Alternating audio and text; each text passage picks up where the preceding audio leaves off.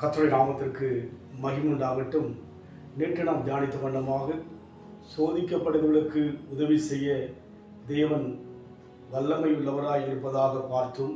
காரணம், தேவன் சோதிக்கப்பட்டு பாடுபட்டதினாலே என்று சொல்லி நாம் பார்க்கிறோம்.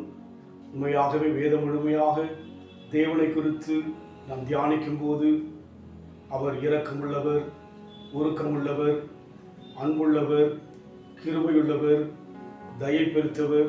அவருடைய தன்மைகளை வேதம் முழுமையாக பேசிக்கொண்டே இருக்கலாம்.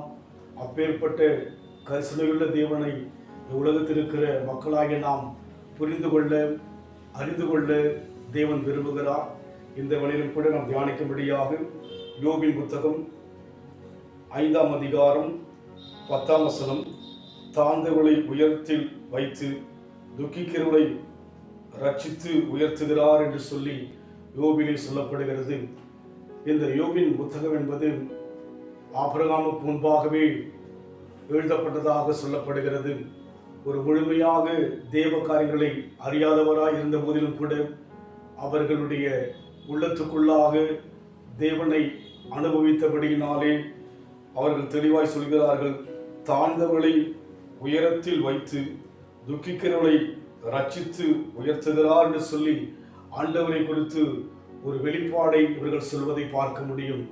இன்றைக்கு நம் வாழ்க்கையில் கூட தேவனுடைய காரியங்களை புரிந்து கொள்ள நாம் வாஞ்சிக்க வேண்டும் என்று சொன்னால், இந்த உலகத்தில் வாழ்கிற காலமெல்லாம் எப்பேற்பட்ட மனிதனுக்கும் ஒவ்வொரு விதங்களிலே போராட்டங்கள், வியாகுலங்கள், வேதனைகள், பலவீனங்கள், இழப்புகள் எல்லாம் சதித்தே ஆக வேண்டும்.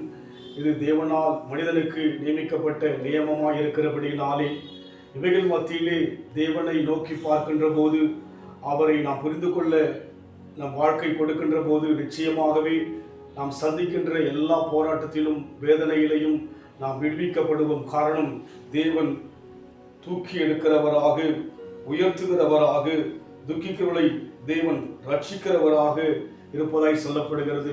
ஒருவேளை இன்றைக்கு மன அழுத்தத்தினாலே உடைந்திருக்கலாம், உருகுலைந்து போயிருக்கலாம்.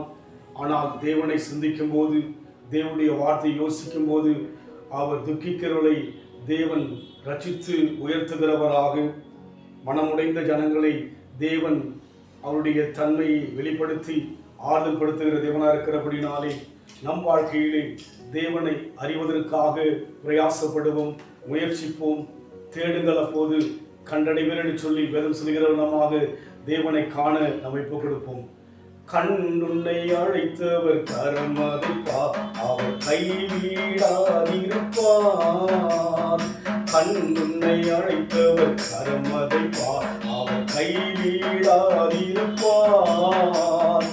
ஆண்டுகளோறும் உனக்கவர் அளித்த ஆசீர்களை எண்ணிப்பார். ஆண்டுகளோறும் உனக்கவர் அளித்த ஆசீர்களை எண்ணிப்பார்.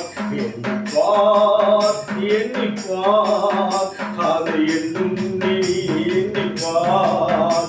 காப்பார், உன்னை காப்பார், காத்தவர் காப்பார், இன்னும் இனிமே காத்திடுவார். கலங்காதே மனமே, காத்திடுவார். துக்கிக்கிற ஜனங்களை, துயரப்படுகிற ஜனங்களை, வேதனைப்படுகிற ஜனங்களை ரட்சித்து உயர்த்துகிற தேவனாய் இருப்பதற்காக உமக்கு நன்றி செலுத்துகிறோம் ஐயா. உம்மை அறிவதே இந்த உலகத்தில் ஆண்டவரே சிறந்த அறிவு கர்த்தாவே. உம்மை அறியும்படியாய் ஆவலுள்ள மக்களுக்கு நீர் வெளிப்படும்படியாக ஆண்டவரே உடைய கிருபையை காண்பிக்கும்படியாக நீர் விரும்புவதற்காக ஸ்தோத்திரம். அந்த அனுபவத்தில் போக யாவரையும் நடத்துங்க.